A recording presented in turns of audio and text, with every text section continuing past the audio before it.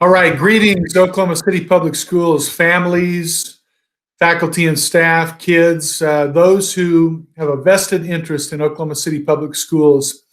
First, I want to just give you a season's greeting. We have arrived at the very end of the first semester. It's been a challenge.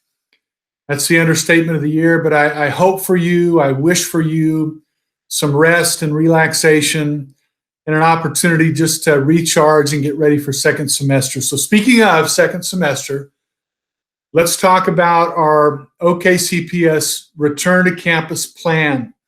I know you've been waiting to hear what the plan is, so let's jump right into it.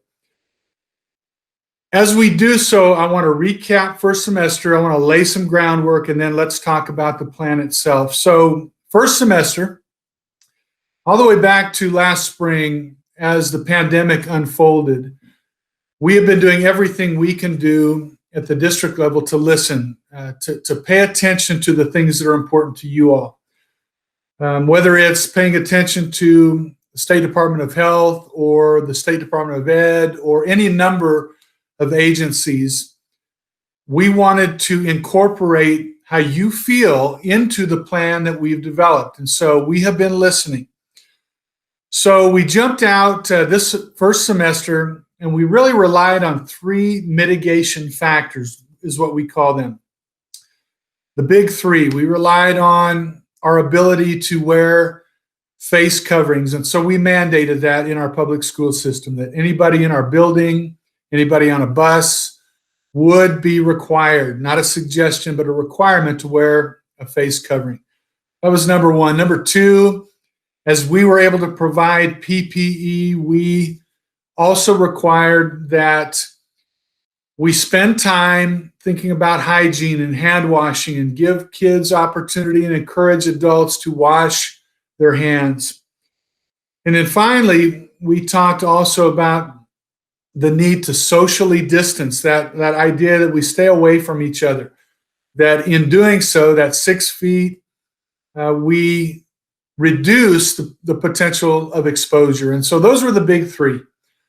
And we relied on those things to help us make decisions about whether or not to stay in remote, whether or not to come back in an A/B setting, etc. We also relied very heavily on two other critical factors. One was the Oklahoma City County Health Department. Every plan we developed, we sent it to them, and they looked it over. They asked great questions. Many times they approved immediately. Other times they said, hey, for us to support this, you're going to have to tweak something, change something.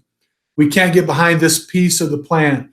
So we'd take it back, we would revise, send it back, and so on until we got their approval. So Oklahoma City County Health has been a critical partner in our planning. And then finally, we looked at the State Department of Education's recommendations. So we look at the color code, and if we were 50 or above in those new cases per 100,000, we said if we're in the red, we go remote. If we're in the red, we go remote. That's been our plan through the first semester. So 3 layers of safety, hand washing, face covering, social distancing. If we're in the red, we go remote, and we get approval from the Oklahoma City County Health Department. So now we're at the end of semester 1, and we know more. And so the first thing I want to tell you that you need to come to grips with as we plan and move through second semester is we're going to move away from this color-coded system as a primary decision-making component, okay? So I want to say that again. We're not going to discard it. We're not going to ignore what the color codes mean and what the transmission rates are, but it will no longer be a primary source. And let me explain to you why. The big three first semester were our mitigation strategies, okay? Since then, we've added 3 additional layers, so let me talk about them. Number one, we have added what we call an ionization system in every classroom, in every school, in our entire district. We expect that project to be completed on or around June 15th. I'm sorry, January, January 15th. What that means is ionization is simply taking a classroom with an old, archaic heat and air system and converting the entire classroom into an air purifier. So if you think in your head about those air purifiers that are about 2 feet tall and 2 feet wide, and you plug them in and they make this whirring noise and they purify the air, our entire classrooms will now become a giant air purifier that scrubs the air and has a 99.4% kill rate on the coronavirus. So it's a layer of safety that we are adding along with two others that I want to talk about. One is we have completely revamped our contact tracing protocol.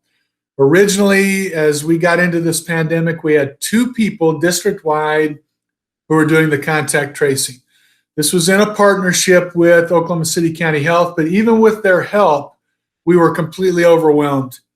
So we added 4 more, 4 regional contact tracers, still overwhelmed. And so as we begin the second semester, we will have those 6 at the district level, 2 at the district, 4 regional, and now we have identified a contact tracer for every single school.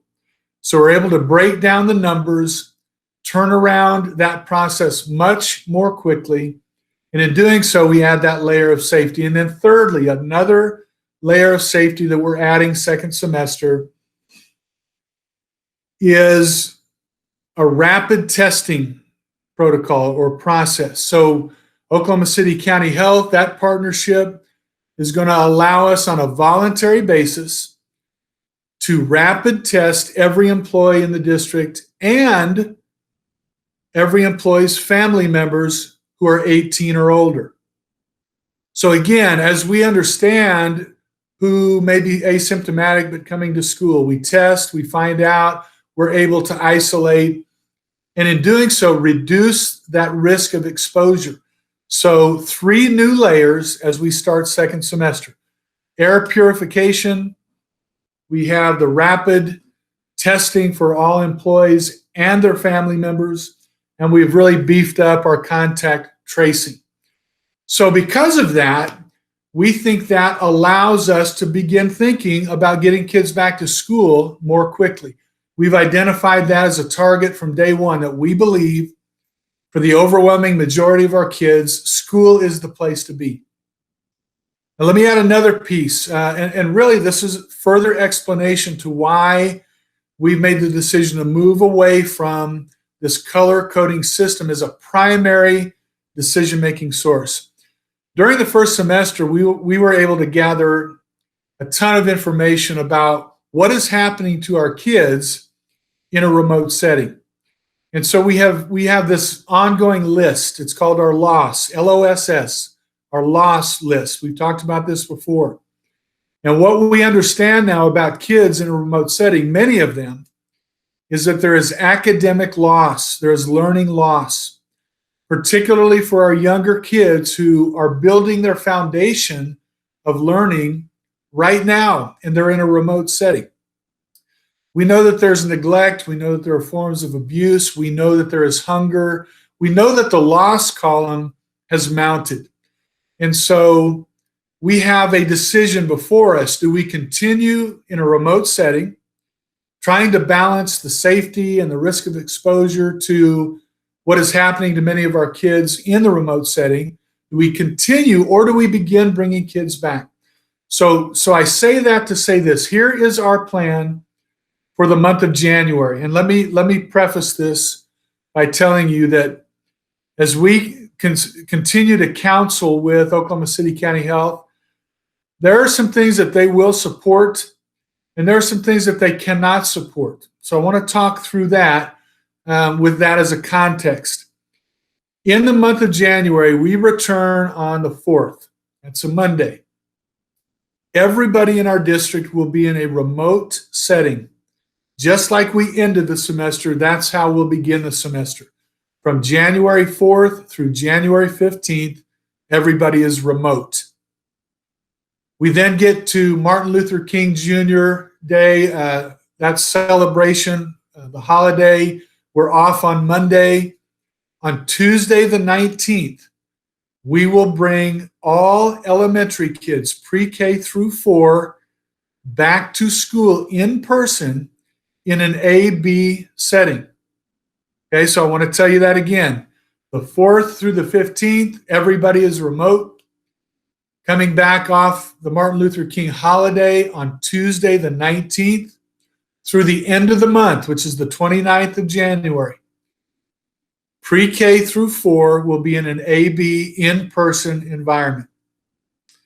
Now, I stop at January for this reason.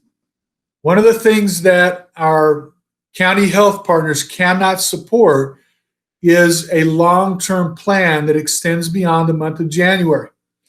And here's the reasoning, and this makes absolute perfect sense to me. We don't know the direction of this virus, particularly coming off an extended holiday.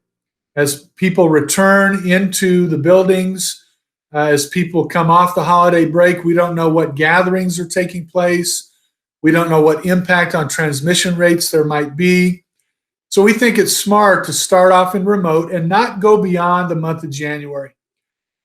They being the Oklahoma City County Health, they want to partner with us during the month of January and evaluate how things are going. So as we bring teachers and other employees back into buildings, small groups, which we'll talk about here in just a second, back in buildings, our pre-K through 4th graders back into buildings in an A-B in-person setting, we will have an opportunity to evaluate. We're going to evaluate 2 things. One is the data. We'll be able to see what happens to the data as we take this step. Does it spike? Does it gradually incline? Do we peak? Does it decline? And then secondly, we're going to evaluate how we do with our mitigation strategies. Are we taking advantage of opportunities to test both myself and my family members? Are we taking advantage of the opportunity to, or can we explore how ionization is working? We have ways to track that. So what we want to do is spend the month of January evaluating where we are. Toward the end of the month, probably the last full week of January, we will then make a decision about the month of February. I'm going to tell you this, though. Tentatively, our plan would be, if everything goes like we think it will go, tentatively, we plan to bring the 5th through the 12th graders back on the 1st of February in an A-B in-person setting. Now, I'm going to emphasize again, that is a tentative plan because we want to evaluate January. And before we make a final plan about the month of February, we want to see how we do with our January plan. All right, so let's recap real quickly. 4th through 15th, remote. On the 19th, which is a Tuesday, following MLK Day, through the end of the month, which is the 29th, a 2-week period, A-B, in-person, pre-K through 4. And then we'll continue bringing small groups back. Alternative education will return. Our children with disabilities will return. The 90-minute block after school that is at principal's discretion will return. Extracurriculars will continue. And so a lot happening in that 2-week period from the 19th through the end of the month. The last week of January, we will finalize and detail out what the month of February looks like. A couple other pieces, and then we'll sign off for this week.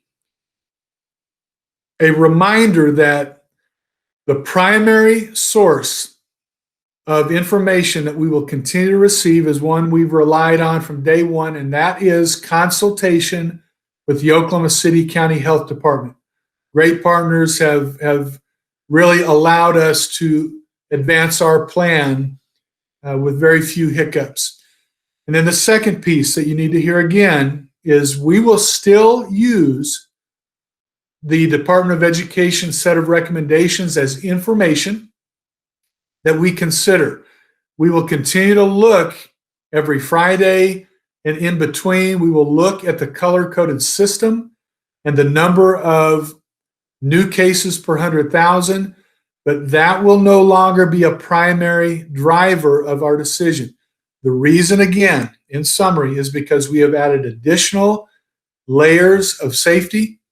We believe it is safe to return in an A/B setting, and because we have gathered information that tells us a story about what's happening to many of our students who are not in school. And we believe the responsible thing is to get them back in school. So that's where we are. This will be detailed out on our website. You can check it out. And again, we are continuing to work hard to get this right. I wish that there was no such thing as the coronavirus. I wish that we had some more close to normal circumstances, but this is where we are. And we believe this plan sets us up to, number one, be safe and responsible, but also to get kids back, which again is our goal. I am hopeful again that you have a great break. Those of you who get one, happy holidays to you and to your families. Be safe, be happy, and stay healthy. Signing off for now.